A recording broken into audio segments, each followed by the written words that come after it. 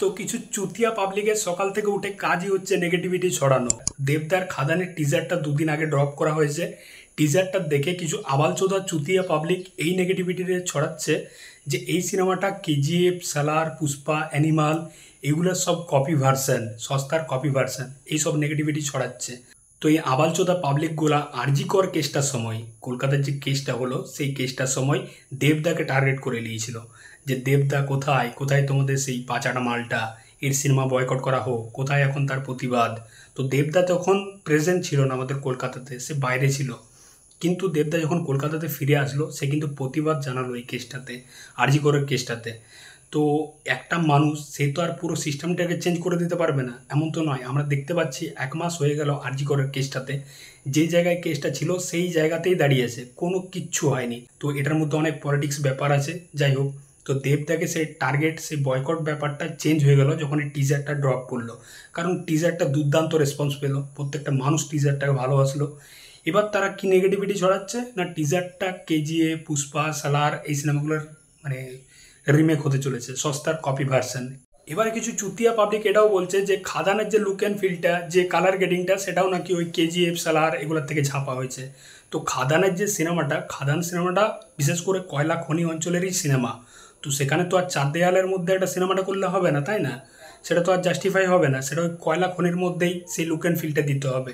তো এরকম আবালচোদা মানে কোশ্চেন করলে কিছু বলা যায় না ভাই, মানে এদের কোশ্চেনের কোনো মা বাপ নেই সত্যি বলতে। কেজিএফের যে গল্পটা, সেই গল্পটা কিন্তু ওই কয়লা খনি, ওই কোল মাইন, ওই এরিয়ার মধ্যেই বেস করে গল্পটা। এবং এই যে খাদানের যে গল্পটা, এটাও কিন্তু ওই কয়লা খনি, কোল মাফিয়া এলাকারই একটা গল্প। তো সেহেতু এটা লুক অ্যান্ড ফিলটা ওইরকম টাইপেরই দিতে হবে। তো ভাই বলে লাভ নেই ভাই উল্টাপাল্টা। এবং দুজন যে ক্যারেক্টার রয়েছে খাদানের টিজারে দেখতে পাচ্ছি, দেব এবং যিশু সেনগুপ্তর।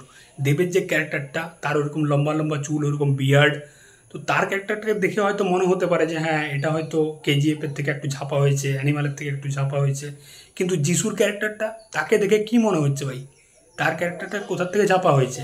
সে যেরকম ধুতি পরে রয়েছে, যেরকম ফতুয়া পরে রয়েছে, কি মনে হচ্ছে? একদম বাঙালি একটা ক্যারেক্টার। তো এই সিনেমাটা পুরো রুটেড একটা গল্প বলছে, বাঙালির রুটেড একটা গল্প বলছে, সেটা বুঝতেই পারছি আমরা।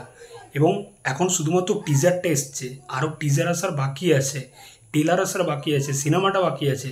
সিনেমাটা যদি কপি হয়, সিনেমাটা যদি মনে হয় হ্যাঁ এখান থেকে ঝাপা, তাহলে আমরাই বলবো, তাই না?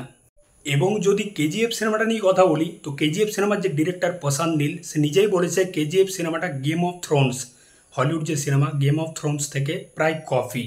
এবং ভাইকিংসের যে ক্যারেক্টারটা, সেই ক্যারেক্টারটাই কিন্তু সঞ্জয় দত্তের ক্যারেক্টার। তার যেরকম মানে লুকটা ছিল, সেই ক্যারেক্টারটা কিন্তু ভাইকিংস থেকে পুরোপুরি ইন্সপায়ার্ড, সেটাও কিন্তু প্রশান্ত নীল বলেছে। তো কেজিএফ সিনেমাটাই ভাই মানে অরিজিনাল সিনেমা না, সেটাই কপি। তাহলে কি তোমরা অরিজিনাল অরিজিনাল বলছো?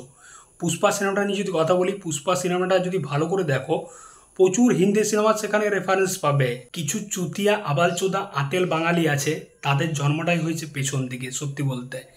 তারা হচ্ছে ওই কাকাড়ার জাত, মানে কেউ উপরে উঠলে তাকে নিচে টেনে নেওয়া হবে, এরকম হচ্ছে তাদের জাত। এবং তারা পেছনে একটা কথা বলবে, আরে বাংলা সিনেমা এখন আর অ্যাকশন সিনেমা হয় কোথায়? সব তো ওই কলকাতার ওই অডিয়েন্সদের জন্যই সিনেমা হয়, আমাদের জন্য সিনেমা কোথায়? কমার্শিয়াল সিনেমা কোথায়? অ্যাকশন মারধার সিনেমা কোথায়? আবার যখন একটা খাদানের মতো সিনেমা আসছে, তখন তার টিজারটা দেখে বলছে আরে এটা তো ওই কেজিএফের একটা সস্তা ভার্সান, আরে এটা তো ওই পুষ্পার একটা সস্তা ভার্সান। মানে কীরকম চুতিয়া, কীরকম হিপোক্রিট শালা!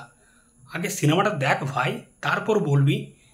মানে কিচ্ছু বলার নেই ভাই, তোদের জন্যই শালা বাংলায় এরকম অ্যাকশন সিনেমা হয় না। তো যাই হোক, খাদানের টিজারটা কিন্তু আমার হেভি লেগেছে, টিজারটা ঝড় তুলে দিয়েছে। এবং এই টিজারটা দেখে বয়কট গ্যাংয়ের গাঁড় ফেটে গেছে সত্যি বলতে ভাই। তো যাই হোক, এই ছিল আজকের ভিডিও। তোমাদের কেমন কি লেগেছে এবং তোমাদের কি মতামত অবশ্যই কমেন্ট করে জানাও। দেখা হচ্ছে বস পরের ভিডিওতে। চললাম, এই চ্যানেলটা ভালো লাগলে অবশ্যই সাবস্ক্রাইব করে দাও বস। চললাম।